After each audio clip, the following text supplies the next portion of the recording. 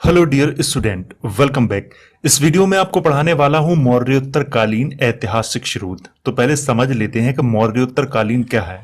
देखिए, मौर्योत्तर कालीन का मतलब होता है कि मौर्य काल के बाद का जो इतिहास है उसके स्रोत। वैसे तो मैं मौर्योत्तर काल के बाद आपको पढ़ाने वाला था शुंग वंश के बारे में, लेकिन फिर मैंने सोचा कि पहले इसके इतिहास की जो स्रोत है वो तो बता दूं, ताकि आपको अच्छे से पता चल जाए कि इसका जो इतिहास है वो किन किन ग्रंथों में मिलता है। तो चलिए, आज मैं आपको उसी के बारे में पढ़ाने वाला हूं इस वीडियो में। अगर आपको इसकी पीडीएफ चाहिए तो लिंक है डिस्क्रिप्शन बॉक्स में, तो वहां से जाके आप इसकी पीडीएफ को डाउनलोड कर सकते हो। तो चलिए इस वीडियो की शुरुआत करते हैं और पढ़ते हैं मौर्योत्तर कालीन ऐतिहासिक स्रोत। यह है सूचना, तो इसे आप जरूर पढ़ें। तो वीडियो की शुरुआत यहां से करेंगे, मौर्योत्तर कालीन ऐतिहासिक स्रोत। सबसे पहले बात करते हैं दिव्यावदान की। यह एक बौद्ध ग्रंथ है और इसमें पुष्यमित्र शुंग को मौर्य वंश का अंतिम राजा बताया गया है। इसी ग्रंथ में एक कथा प्रदान की गई है जिसमें पुष्यमित्र शुंग को बौद्ध साधुओं का हत्यारा तथा बौद्ध विहारों को तोड़ने वाला बताया गया है। तो यहां पर थोड़ी सी चर्चा कर लेते हैं।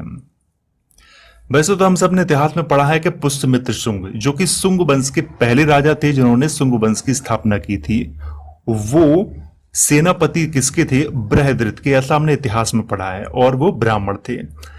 दरअसल अलग अलग इतिहासकारों को आप पढ़ेंगे तो अलग अलग उनकी वो जानकारी है वो देते हैं। जैसे आप इतिहासकारों को, अलग अलग लेखक जो होते हैं इतिहास में, तो उनको पढ़ेंगे तो वो अलग अलग जानकारी देते हैं। कोई शूद्र लिखता है, कोई मौर्य वंश का अंतिम राजा लिखता है पुष्यमित्र शुंग को, कोई ब्राह्मण लिखता है, तो कोई कुछ लिखता है, कोई कुछ लिखता है, अलग अलग सभी लिखते हैं। लेकिन मैं यहां बात कर रहा हूं जो मुख्य जो वजह है उनकी बात कर रहा हूं। देखिए, जाति के बारे में मैं नहीं बोल रहा हूं कि वो किस जाति के थे, लेकिन बस इतना कह सकता हूं कि जाति के बारे में प्रश्न उठाना पुष्यमित्र शुंग के ऊपर ये बिल्कुल गलत है। क्योंकि अगर आप पुष्यमित्र शुंग को एक ब्राह्मण मानते हैं तो फिर आप वसुमित्र जो उनके पोते थे फिर उनको क्या मानेंगे? ऐसे बहुत सारे सवाल उठ जाते हैं। तो इसीलिए मैं जाति पे बात नहीं कर रहा हूं, मैं यहां पर इतिहास पे बात कर रहा हूं। इतिहास की जो मुख्य वजह है उन पे बात कर रहा हूं, जो स्रोत हैं उन पे मैं बात कर रहा हूं। तो सबसे पहले दिव्यावदान में इतिहास मिलता है पुष्यमित्र शुंग का, और उसमें बौद्धों का हत्यारा और बौद्ध विहारों को तोड़ने वाला कहा गया है पुष्यमित्र शुंग को। देखिए, अभी मैं आपको दिव्यावदान के बारे में बता रहा था। दिव्यावदान में पुष्यमित्र शुंग को एक खतरनाक बताया गया है, यानी कि विलेन बताया गया है सीधा। लेकिन ललित विस्तार सूत्र में इस तरह का कुछ नहीं कहा गया है, लेकिन जानकारी इसमें बहुत अच्छी मिलती है। जो मौर्योत्तर कालीन जो जानकारी है वो बहुत अच्छी मिलती है इसमें। और द लाइट ऑफ एशिया, जिसे एडविन अर्नोल्ड ने लिखा था, ये भी ललित विस्तार सूत्र से ही प्रेरित है। तो ये भी आपको यहाँ पे याद रखना होगा। हालांकि इसकी चर्चा मैं अपने बौद्ध धर्म वाले वीडियो में कर चुका हूं। अब बात करते हैं तीसरे ग्रंथ मंजूश्री मूलकल्प की। यह भी एक बौद्ध ग्रंथ है और इसमें भी मौर्योत्तर कालीन अच्छी जानकारी प्रदान की गई है, जो इतिहासकारों को भारतीय इतिहास को जानने के लिए एक अहम स्रोत है। देखिए, मंजूश्री मूलकल्प और ललित विस्तार, इनमें भी पुष्यमित्र शुंग को न तो विलेन बताया गया है, न बौद्धों का हत्यारा बताया गया है, न बौद्ध विहारों को तोड़ने वाला बताया गया है। केवल दिव्यावदान ये बात करता है कि ऐसा ऐसा तोड़े गए हैं और बौद्ध साधुओं की हत्या की गई है। केवल दिव्यावदान बात करता है, न तो ललित विस्तार सूत्र कर रहा है और न ही मंजूश्री मूलकल्प कर रहा है। अब बात करते हैं मिलिंद पन्हो की। देखिए, मिलिंद पन्हो, सबसे पहले तो इसे समझ लेते हैं। यहाँ पर यह एक प्रसिद्ध बौद्ध ग्रंथ है जो यूनानी राजा मिनांडर के प्रश्न और बौद्ध साधु नागसेन के द्वारा दिए गए उत्तरों पर आधारित ग्रंथ है। और भारतीय इतिहासकारों के अनुसार यह ग्रंथ भी एक अहम जानकारी प्रदान करने वाला ग्रंथ है, क्योंकि इस ग्रंथ में यूनानी राजा मिनांडर का इतिहास मिलता है। तो सबसे पहले यहां पर समझ लेते हैं कि मिलिंद पन्हो, मिनांडर को बौद्ध धर्म में क्या कहा गया है? मिलिंद कहा गया है। तो इसीलिए मिलिंद पन्हो यानी कि मिलिंद के प्रश्न, सीधे भाषा में कहें तो मिनांडर के प्रश्न, और एक बौद्ध साधु थे जिनका नाम था नागसेन, उन्होंने उत्तर दिए थे। तो इसमें प्रश्न और उत्तर लिखे हुए हैं मिलिंद पन्हो ग्रंथ में। लेकिन सबसे अच्छी इसमें जानकारी प्रदान की गई है कि एक यूनानी राजा थे मिनांडर, उनका इतिहास इस ग्रंथ में मिलता है। तो इसीलिए ये इतिहास के लिए एक अहम स्रोत माना जाता है। इसीलिए मैंने यहां पर इसको लिखा है मिलिंद पन्हो ग्रंथ को। अब पांचवें ग्रंथ की बात करें तो महाभाष्य।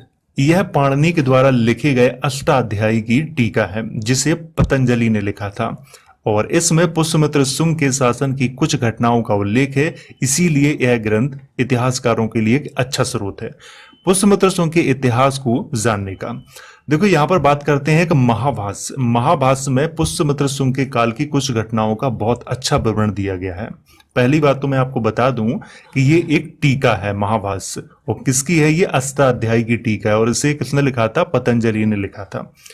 लेकिन इसमें भी इस तरह का कुछ नहीं दिया गया है कि पुष्यमित्र शुंग ने बौद्ध साधुओं की हत्या की या फिर बौद्ध विहारों को तोड़ा, इस तरह का इसमें कुछ नहीं लिखा गया है।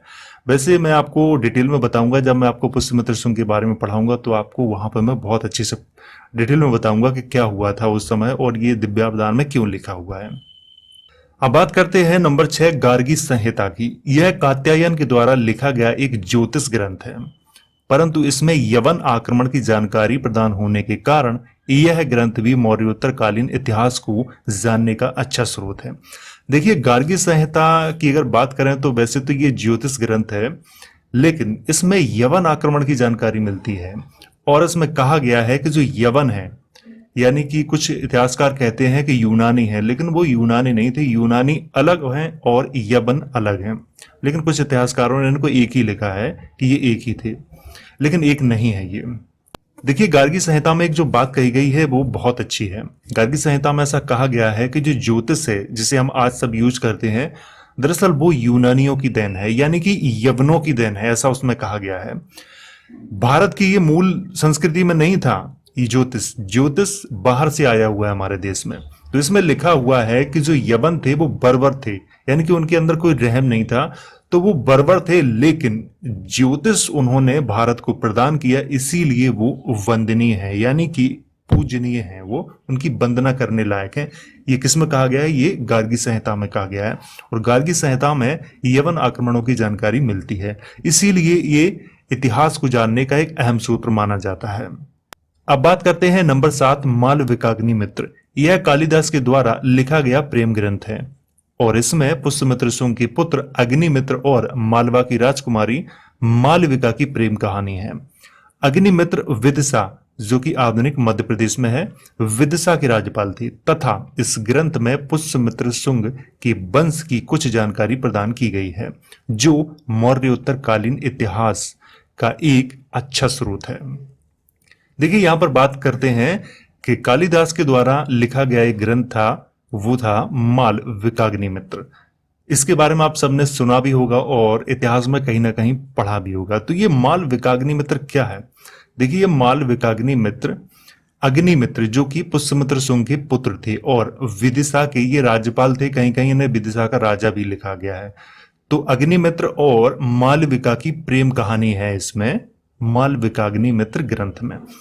देखिए, प्रेम कहानी है वो एक अलग बात है, लेकिन शुंग वंश के बारे में इसमें कुछ अहम जानकारी मिलती है, इसीलिए ये बहुत अच्छा एक अहम स्रोत माना जाएगा शुंग वंश के इतिहास को जानने का, इसीलिए मैंने इसको यहां पर लिखा हुआ है। नंबर 8 अयोध्या लेख। यह लेख अयोध्या के राजा धनदेव का है और इसमें पुष्यमित्र के द्वारा अश्वमेघ यज्ञ करवाने का वर्णन है। देखिए, यहां पर मैं बात करूंगा अयोध्या। अयोध्या उत्तर प्रदेश में सभी को पता है। तो वहां पर एक लेख प्राप्त हुआ था और ये लेख धनदेव का है। कुछ ऐसा इतिहासकार बताते हैं कि धनदेव पुष्यमित्र शुंग के राज्यपाल थे, लेकिन कुछ इतिहासकार बताते हैं कि धनदेव एक राजा थे, वो कि स्वतंत्र राजा थे जो अयोध्या के थे। उन्होंने लिखवाया था ये लेख और इसमें उन्होंने बताया है कि पुष्यमित्र शुंग ने 2 अश्वमेघ यज्ञ करवाए थे अयोध्या में। इस तरह का यहाँ पे वर्णन मिलता है। तो अयोध्या लेख भी एक अहम स्रोत है पुष्यमित्र शुंग के इतिहास को जानने का। अब बात करते हैं number 9 periplus of the erythraean sea. इस पुस्तक की रचना किसी अज्ञात यूनानी लेखक ने 80 से 115 ईस्वी के मध्य में की थी तथा इसमें भारत के व्यापारिक इतिहास की जानकारी प्रदान की गई है। देखिए, मैं यहां पे आपको बात करूं कि Periplus of the erythraean sea, इस पुस्तक के बारे में किसी भी इतिहासकार को कोई जानकारी नहीं है, लेकिन इस पुस्तक में जो जानकारी है, व्यापार की जो जानकारी प्रदान की गई है, वो बहुत अच्छी है। तो इसीलिए इतिहास को जानने का ये भी एक अच्छा माध्यम है, पेरिप्लस ऑफ द एरिथ्रियन सी। तो यहां पर मैंने 9 स्रोतों की बात की जो कि बहुत महत्वपूर्ण है।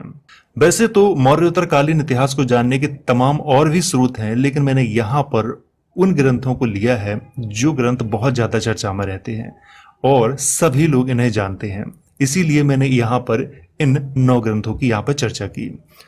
तो वीडियो अगर एक बार समझ में नहीं आया हो तो आप इसको दोबारा भी देख सकते हैं। अगर आपको इसकी पीडीएफ चाहिए तो लिंक है डिस्क्रिप्शन बॉक्स में, और अगर आपका कोई सवाल है तो आप कमेंट करके मुझसे पूछ सकते हो।